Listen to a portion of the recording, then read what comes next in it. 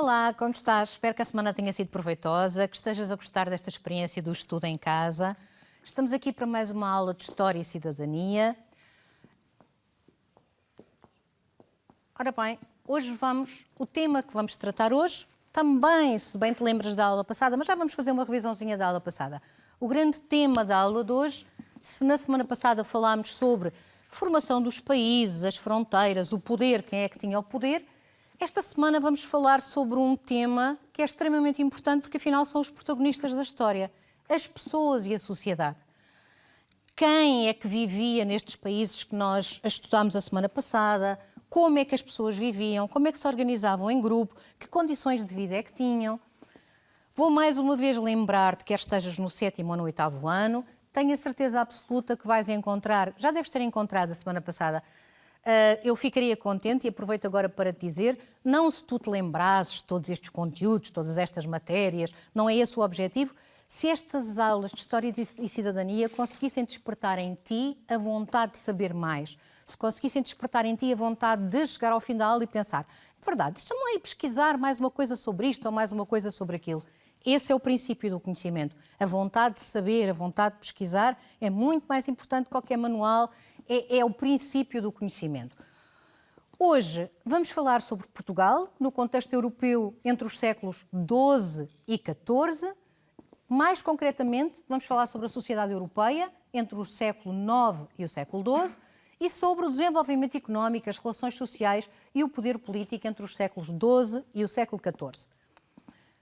Por outro lado, temos outro, digamos que grande tema, Portugal no contexto europeu entre os séculos XVII e XVIII. Vamos falar sobre o antigo regime em Portugal, no século XVIII. Já tens noção do que é antigo regime, falámos na aula anterior, mas vamos agora rever novamente. E depois vamos ver também crescimento e rupturas no mundo ocidental entre os séculos XVIII e XIX e o triunfo das revoluções liberais, das quais também já falámos. Vamos falar de matérias das quais já falámos na última aula. Agora vamos olhar para elas numa perspectiva diferente. E esta perspectiva diferente é exatamente a perspectiva das pessoas, o nosso tema agregador. Vamos começar por rever os conteúdos da semana passada. Começámos por falar das invasões bárbaras e da queda do Império Romano. Século V, temos as grandes invasões. Os bárbaros chegam à Europa e vão se estabelecer em vários locais. Visigodos, suevos, burgúndios, ostrogodos, francos, e vão provocar uma grande destruição na Europa. Aquilo que nós chamamos a fragmentação do poder, ou seja, o poder fica disperso não só por vários reis, enquanto no Império Romano era um imperador, fica disperso por vários reis, mas os próprios reis são obrigados, por uma questão de gestão do território, a fazer doações de terras, principalmente as terras junto à fronteira, para que os do país vizinho não atacassem, não lhes roubassem terras. Quando a Europa estava a tentar recompor-se das primeiras invasões bárbaras e temos os primeiros reinos, surge no século VIII a segunda vaga de invasões. Esta segunda vaga de invasões foram povos normandos, os vikings, que vieram do norte da Europa, foram povos que vieram do leste da Europa, os povos húngaros, os magiares, e foram povos que vieram do norte da África e que entraram pelo Estreito de Gibraltar na Península Ibérica e que tomaram conta de toda a Península Ibérica, os muçulmanos. Quando os muçulmanos entram na Península Ibérica, eles conquistam quase até ao norte da península, só um pouquinho é que não foi conquistado. Os cristãos reorganizam-se, começam a reconquista de norte para sul e, à medida que se vai sendo estabelecida a reconquista, vão sendo doadas pequenas terras. E porquê é que elas vão ser doadas? São doadas para que elas se mantenham nas mãos dos cristãos, porque, com certeza, que se conquistasse uma terra e se voltasse para trás e deixasse a terra abandonada, pois os muçulmanos voltavam a conquistar essa terra. É no contexto deste tipo de doações que se fazem que vai ser doado um pequeno condado, e chamava-se condado quando era doado a um conde, um pequeno condado, o condado portucalense. Esse pequeno condado que é doada ao conde Dom Henrique, com algumas obrigações, como tinham todas as doações nesta altura, a obrigação de prestar vassalagem ao rei que fez a doação, a obrigação de pagar impostos, a obrigação de conquistar cada vez mais território, de manter o território em mãos de reis e príncipes, condes cristãos, de contribuir. O conde Dom Henrique vai alargando o território, vai conseguindo defendê-lo, e é o seu filho, Dom Afonso Henriques, vamos passar, é o seu filho, Dom Afonso Henriques, filho do conde Dom Henrique, que não vai sentir essa obrigação do pai de manter aquilo que nós chamamos de vassalagem para com o rei. Dom Afonso Henriques vai conquistar imenso território, ele conquista mais de metade do território português e ele sente que o que ele conquistou com grande custo da sua vida, ele não morreu, mas da vida de muitos dos seus soldados, aquilo que ele conquistou merece que seja dele. Ele vai empreender então uma luta, não só a luta que ele continua contra os muçulmanos, mas a luta também por tornar o seu reino independente. Ele vai conseguir em 1143, e em 1143 Portugal, no Tratado de Zamora, torna-se que oficialmente um território independente. Mais tarde é necessário uma bula do Papa, a bula Manifestis Probatum, como já deves ter ouvido falar, que vem declarar oficialmente Portugal como um reino reconhecido pela Santa Sé, pelo Papa, mas estas etapas da Reconquista não acabam com Dom Afonso Henriques. A seguir a Dom Afonso Henriques, Dom Sancho I, Dom Afonso II, Dom Sancho II, durante várias gerações de reis portugueses, até que só no reinado de Dom Dinis, em 1297, e com o Tratado de Alcanizes, é que se estabelecem as fronteiras definitivas de Portugal. A seguir à formação de Portugal, depois falámos sobre uma época de alguma reorganização interna dos reinos, não só Portugal, entretanto outros reinos na Europa, principalmente França também, Inglaterra, Holanda, Alemanha. Os países vão reestruturar-se, vai haver um desenvolvimento do comércio, as cidades vão se desenvolver. No século XIV, falámos que no século XIV tinha havido houve uma grande peste no século XIV, a peste negra, e também crises demográficas, crises climatéricas, várias crises no século XIV. O século XV volta a ser um século de renascimento e desenvolvimento económico. No caso português, Portugal tinha ficado extremamente abalado pelas crises do século XIV e a única hipótese quase que nós tínhamos cá em Portugal, olha, era do género partir para o mar e ver o que é que dava, ou ficávamos na desgraça completa, ou conseguíamos fazer alguma coisa de jeito. Conseguimos, na realidade, fazer alguma coisa de jeito. Todas essas riquezas que vêm dos descobrimentos e também todo o desenvolvimento cultural e científico que as cidades do norte de Itália trazem no século XV, vêm fazer acumular muita riqueza nos reinos. E é a partir dessa acumulação de riqueza nos reinos que os reis começam a tentar cada vez mais controlar e consolidar a estrutura de poder e ter cada vez mais poder nas suas mãos. Deves-te lembrar que falámos na última aula sobre os 3 poderes que existiam nesta altura e que existem hoje em dia, o legislativo, o executivo e o judicial, e que estes 3 poderes estavam em quase todos os reinos da Europa no século XVII, concentrados nas mãos da mesma pessoa. Era o tempo do absolutismo régio. Quando falámos de absolutismo régio, mostrei-te também esta imagem, disse-te que era o rei Luís XIV de França, espero que aí em casa estejas a dizer ao mesmo tempo que eu, o rei Luís XIV de França, o tal rei Sol, o paradigma do absolutismo na Europa, mas que também teve cá em Portugal digamos que parceiro à altura. Este rei é Dom João V, foi rei de Portugal e foi, digamos, o nosso rei absolutista. Dom João V tem histórias incríveis das embaixadas que ele mandava ao estrangeiro, de quando ele mandou 7 coches buscar a prometida em casamento dele, a princesa Maria Ana da Áustria. Havia todo, era possível ele fazer tudo isso. Vocês podem se perguntar, então, mas de repente temos muito dinheiro. Sim, nesta altura tivemos muito dinheiro em Portugal. Foi na altura que se descobriu o ouro no Brasil, uma das nossas colónias, e Portugal quase que nadava em dinheiro com o ouro que vinha do Brasil. Dom João V pode ter estragado algum dinheiro, não digo que não com as suas extravagâncias, que eram características dos reis absolutistas, mas deixou muita obra feita também em Portugal. Temos aqui um exemplo de uma das obras que ele deixou em Portugal, o Convento de Mafra, mas muitas outras. Foi um rei, e não te esqueças, deves estar a lembrar-te agora, que a altura dos reis absolutistas também é a altura, quase ao mesmo tempo, do Iluminismo, em que o iluminismo do século XVIII traz quase que à moda ter cultura. Eu adoro o iluminismo pessoalmente, acho que é das épocas históricas, porque acho que foi quase das poucas épocas na história em que ter cultura estava na moda, ser culto estava in, se é que eu posso pôr desta forma. E os próprios reis também querem mostrar que são cultos, querem mostrar que têm bibliotecas, querem mostrar que têm muitos livros, que leem muito. E Dom João V mandou construir várias bibliotecas. A biblioteca, por exemplo, do Convento de Mafra é digna de ser vista, mas também a Biblioteca Joanina da Universidade de Coimbra é uma biblioteca fantástica, e não falamos só do edifício da biblioteca, que são fantásticas obras de arquitetura barroca, mas também dos próprios livros que lá estão, que são livros valiosíssimos para esta altura. Portanto, também tivemos absolutismo em Portugal, e quase contemporâneo do absolutismo, mas um bocadinho um bocadinho mais tarde, começou um bocadinho mais tarde e acabou mais tarde. Falámos de 3 homens, falámos de Rousseau, falámos de Montesquieu e falámos de Voltaire, ali à esquerda. Portanto, estes homens foram fundamentais para o Iluminismo.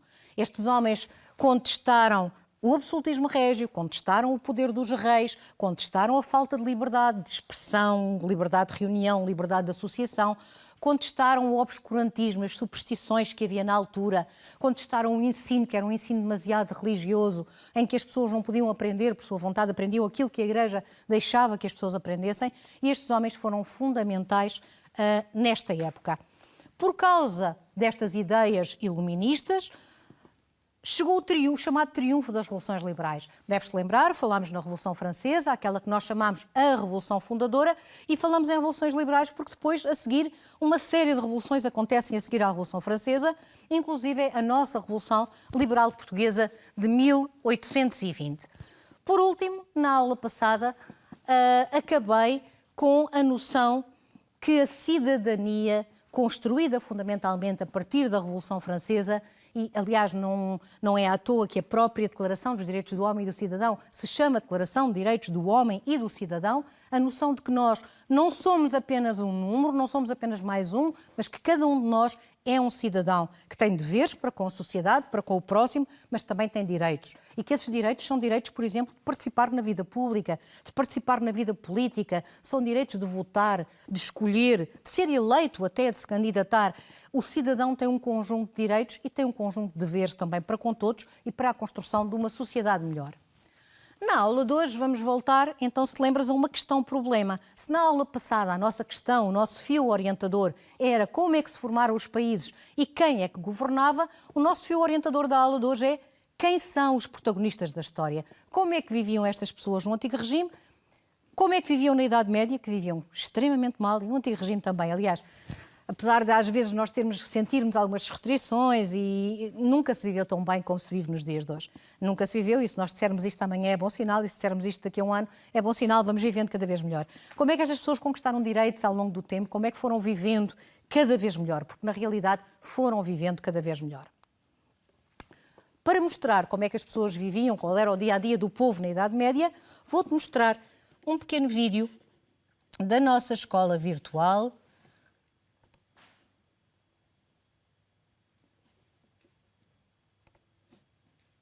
Não é este.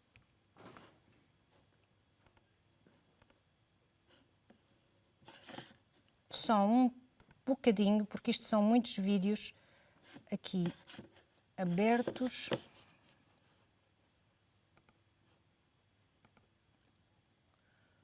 Só um minuto, já aqui está.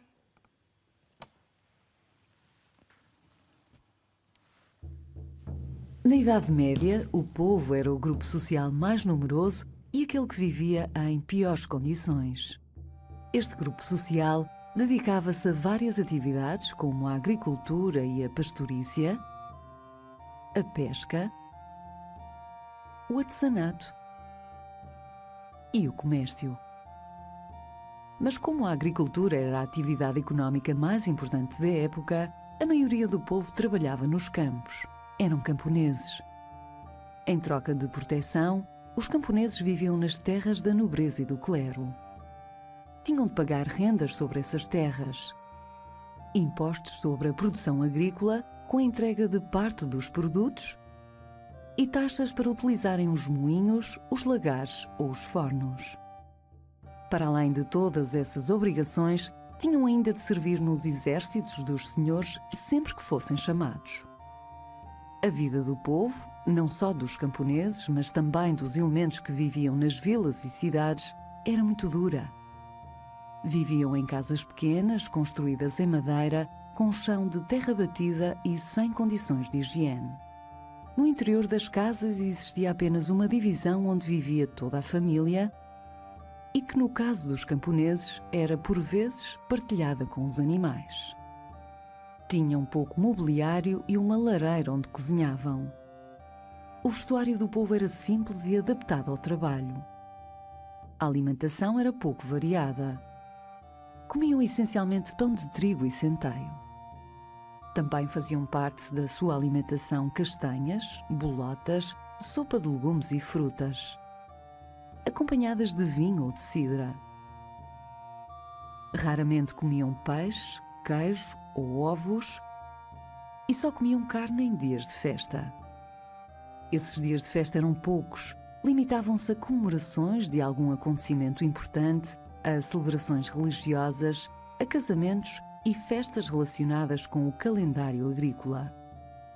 Sempre que havia épocas de fome ou de doenças, este frágil grupo social era o mais afetado e muitas pessoas morriam. Na Idade Média, as condições de vida eram mais difíceis do que nos nossos dias, principalmente para o povo, que tinha inúmeras obrigações.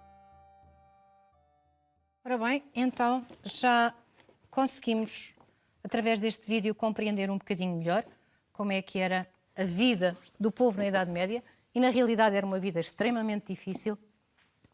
Temos aqui uma imagem que eu gostava de mostrar, uma imagem de Lanier Guérard, chamada O Nobre e o Camponês, ou A Aranha e a Mosca. E porquê? Porque esta imagem mostra-nos um camponês que vive nas terras do Senhor e que produz, tudo aquilo que produz, tem que herdar, não é uma partezinha era o que ficava para ele, tem que herdar quase tudo ao Senhor, que é o dono da terra. Esta alegoria, esta metáforazinha que aqui está, da teia, cá está a aranha e a mosca, simboliza nesta obra, e isto era o máximo que se conseguia fazer nesta altura, isto é uma obra do século XVII, simbolizava com alguma ironia, da mesma forma que a mosca não consegue sair da teia da aranha, o camponês, por mais que tentasse, não conseguia sair do jugo, do domínio do seu senhor. Esta época medieval é fundamentalmente marcada por esta servidão do camponês à terra. Temos aqui uma pirâmide, aquilo que nós chamamos uma pirâmide social. Como é que era a sociedade na Idade Média? Geralmente usamos este esquema da pirâmide, e tu deves sabê-lo, porque tal como a pirâmide tem uma base mais larga e no topo tem um vértice, também a sociedade se estruturava na Idade Média e também no antigo regime desta forma. Porquê? Porque a base mais larga da pirâmide, a maior parte das pessoas pertenciam ao povo, a nobreza e o clero tinham mais ou menos os mesmos direitos. Normalmente o clero é chamado o primeiro Estado, ou está no topo da pirâmide, porque o clero, ao ter uma relação privilegiada com Deus, era sempre considerado o primeiro Estado. Mas dentro do clero viviam ao mesmo nível quase que a nobreza, chamávamos primeiro Estado ao clero, segundo Estado à nobreza. No topo da pirâmide, o vértice da nossa pirâmide, é sempre a figura do rei. O rei, abaixo do rei a sua corte, as pessoas que viviam com ele, nos palácios, a família, os nobres que viviam mais próximos, depois o clero, que atenção, o clero também tem alto clero e baixo clero. O alto clero eram os bispos, eram os cardeais, o baixo clero eram os párocos, os frades, os monges, um clero que vivia de uma forma razoavelmente mais pobre. Abaixo do clero a nobreza, também alta e baixa nobreza. Havia quem tivesse castelos enormes e quem tivesse moradias, digamos que mais modestas, mas era a nobreza a mesma.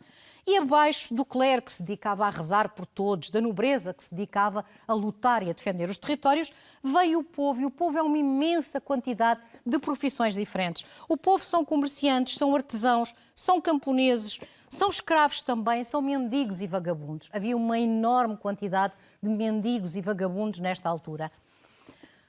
Óbvio que nobreza e clero são classes privilegiadas, elas não pagam impostos e elas têm direito a receber dinheiro por parte do rei. O rei, que recolhe os impostos de todos os grupos de trabalhadores, vai depois distribuir, sob a forma de algumas benesses, sob a forma de doações, vai distribuir essa riqueza pelo clero e pela nobreza. Eram julgados muitas vezes em tribunais à parte, não eram julgados em tribunais de delito comum, eram julgados em tribunais específicos e tinham toda uma variedade incrível de regalias.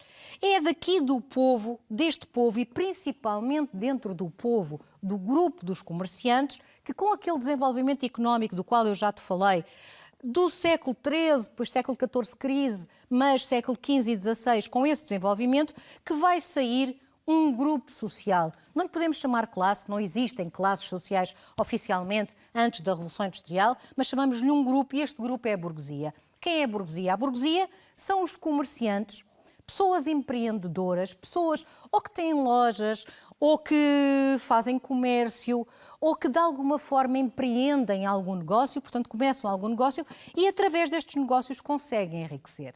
E porquê é que eu te chamo a atenção aqui para a burguesia? Porque a burguesia vai ser fundamental, a burguesia vai ser aquilo que nós chamamos o motor das revoluções liberais na história. Vai ser quase que o motor de todas as revoluções que vão acontecer desde esta época, desde o Antigo Regime, quase até aos nossos dias. Portanto, na Idade Média, povo, nobreza e clero, ainda consideramos comerciantes, não chamamos bem burguesia, a burguesia começa, digamos, a despontar nesta altura.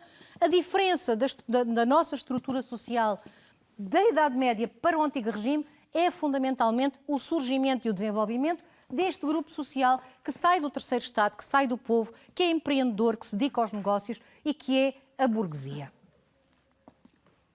Vamos para tentar exemplificar como é que a sociedade portuguesa vivia no Antigo Regime, agora neste caso a sociedade portuguesa, vou-te mostrar mais um videozinho.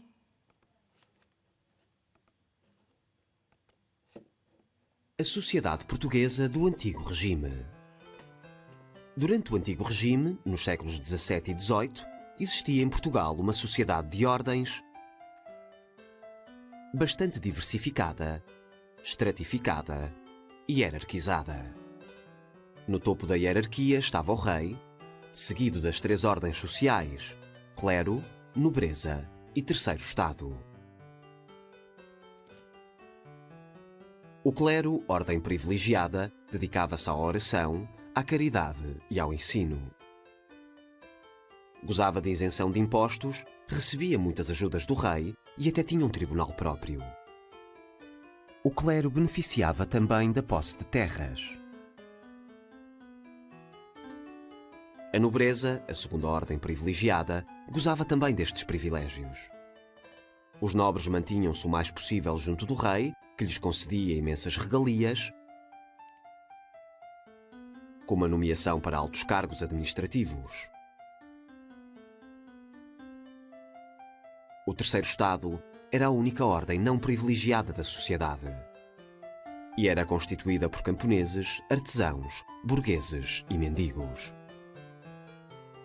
Verificava-se que quem tinha mais deveres praticamente não tinha direitos. Dos diversos grupos que constituíam o terceiro Estado, destacava-se a burguesia por ser o mais culto e respeitado. A burguesia tinha vontade de prosperar, mas viu a sua ascensão económica inviabilizada, pois o controle dos negócios coloniais, os mais lucrativos do reino, era feito pela nobreza. Para além desta situação, a burguesia portuguesa não tinha muita aptidão para os negócios ligados às atividades produtivas. Assim, a maioria dos burgueses sonhava com o modo de vida e a riqueza dos nobres. Na sociedade portuguesa, o terceiro Estado era a ordem mais numerosa e o grande suporte produtivo da nação. Em síntese, a sociedade portuguesa do Antigo Regime dividia-se em ordens organizadas hierarquicamente. No topo da pirâmide estava o rei. Seguia-se o clero e a nobreza, as ordens da sociedade mais privilegiadas. O terceiro Estado ocupava a base da pirâmide, sendo a única ordem não privilegiada. Nesta ordem existiam vários grupos, dos quais se destacava a burguesia. A burguesia aspirava a ascender à nobreza.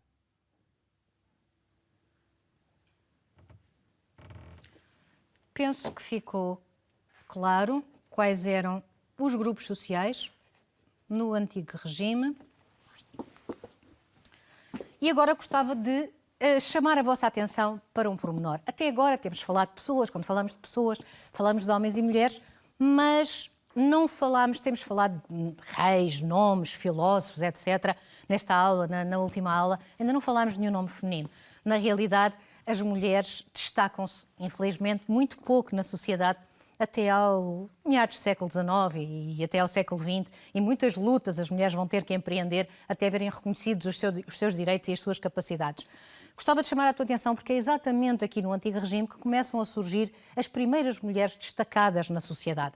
As mulheres são mulheres de classes mais cultas, são mulheres da nobreza ou da alta burguesia, que recebem em suas casas, nos seus salões, vultos da época para conversas, para debates, para tratar de vários temas. Gostava de chamar a tua atenção para esta imagem. Esta imagem retrata esta senhora, que é Madame Geoffrin. Madame Geoffrin era uma senhora nobre francesa que reunia nos seus salões. Os seus salões eram muito concorridos, toda a gente gostava de ser convidado pela Madame Geoffrin. E nesta imagem podemos ver músicos da época, filósofos, escritores, cientistas. Portanto, uma mulher que foi bastante falada. Outra mulher que eu gostava de fazer contigo a leitura só de uma frasinha que foi dita sobre ela, também uma francesa, foi Madame de Châtelet, que viveu no século XVIII. Esta mulher destacou-se imenso no seu tempo, o seu interesse pelas ciências, os seus salões de sua casa estavam sempre cheios de convidados. Ela foi companheira, uma coisa já inovadora para esta época, sem se ter casado oficialmente, de um grande filósofo, de Voltaire. E é engraçado que Voltaire escreveu uma frase antes de morrer sobre a sua companheira de vida, a Marquesa de Châtelet, onde ele disse: um grande homem só tinha um defeito, ser mulher. Isto mostra bem o quanto ser mulher nesta época era inibidor de poder ser aceita em sociedade, de poder ver reconhecidos os seus créditos e os seus méritos, ao ponto de o seu companheiro de vida dizer que, na realidade, para ter sido reconhecida com o destaque que ela merecia, a Marquesa de Châtelet, faltava-lhe ter sido homem. Cá em Portugal gostava de chamar a tua atenção porque não foi só em França que existiram senhoras nobres e da alta burguesia que se destacaram no século XVIII pela sua cultura e pelos seus conhecimentos. De certeza que já ouviste falar na Marquesa da Lorna. A Marquesa da Lorna, Dona Leonor de Almeida, Portugal, de Lorena e Lencastre, um nome longo para uma senhora da nobreza que sofreu um revés muito cedo na sua vida, na altura do Marquês de Pombal, mas que se juntou à parte mais iluminada e mais culta da sociedade portuguesa e que depois do seu casamento viajou pela Europa toda, conheceu reis, frequentou cortes, frequentou o Palácio de Versalhes e que, ao regressar a Lisboa, se juntou ao grupo da Arcádia, onde cada pessoa que se juntava a esse grupo, um grupo, digamos que meio secreto, quase um grupo meio secreto, mas onde desenvolviam atividades de leitura, de conversa sobre vários assuntos, numa altura em que em Portugal, depois falaremos sobre essa época, não era quase que autorizado, digamos, ter esse tipo de pensamentos, e cada pessoa que fazia parte desse grupo tinha uma espécie de um pseudónimo. O pseudónimo da Marquesa da Lorna, Dona Leonor, era Alcipe, era o nome da Arcádia desta senhora. Ela foi uma poetisa, escritora, conhecida internacionalmente e uma das mulheres mais famosas do século XVIII em Portugal e quase que me atrevo a dizer da Europa. Vamos sintetizar um bocadinho as nossas ideias, a nossa aula está quase a chegar ao fim, não sei se para vocês acontece o mesmo, para mim o tempo passa a voar. Como é que a sociedade estava estruturada? Então temos as revoluções liberais do século XVIII como o grande paradigma que vai estruturar a sociedade. Antes das revoluções liberais, Idade Média, privilégios só para os nobres e só para o clero, com direito a receber remunerações, com direito a tribunais próprios, com direito a viver na corte. Temos as revoluções liberais do século XVIII que nos trazem valores como a igualdade, a liberdade, a tolerância, a soberania popular, o direito do povo escolher através do voto, que é fundamental, como é que quer ser governado e por quem, e a separação de poderes, já sabem, não me canso de repetir, legislativo, executivo e judicial, cada um nas mãos de uma estrutura, e a sociedade vai mudar. E muda, depois das revoluções liberais, supostamente os direitos são para todos. E porquê é que eu digo supostamente? Porque não foi assim, num estalar de dedos. Não foi de um dia para o outro que se passou de uma sociedade cheia de privilégios para uma sociedade onde são todos iguais. Não foi de um dia para o outro. Infelizmente, para as pessoas que viveram naquela altura, não foi. Mas foi um caminho. Foi um caminho que se fez e um caminho começa sempre com um passo. Se o caminho não tivesse começado, não chegaríamos hoje aos direitos, às garantias, às liberdades que temos na nossa sociedade. E é preciso saberes que esse passo, o passo fundamental, foi dado com as revoluções liberais e principalmente com a Revolução Francesa. Gostava só para acabar de te chamar a atenção para um grande nome que em Portugal contribuiu para o desmantelamento das estruturas do antigo regime e que foi Mouzinho da Silveira. Importantíssimo, Mouzinho da Silveira, todo o trabalho que ele fez para retirar privilégios aos mais privilegiados e trazer alguma justiça à nossa sociedade. Não te esqueças, este é o nosso tema. Em casa, procura informação, tenta saber mais. E gostei muito de estar aqui contigo, espero que tenhas aprendido também e que tenhas gostado da nossa aula. Vai procurar informação nos teus cadernos e até à próxima.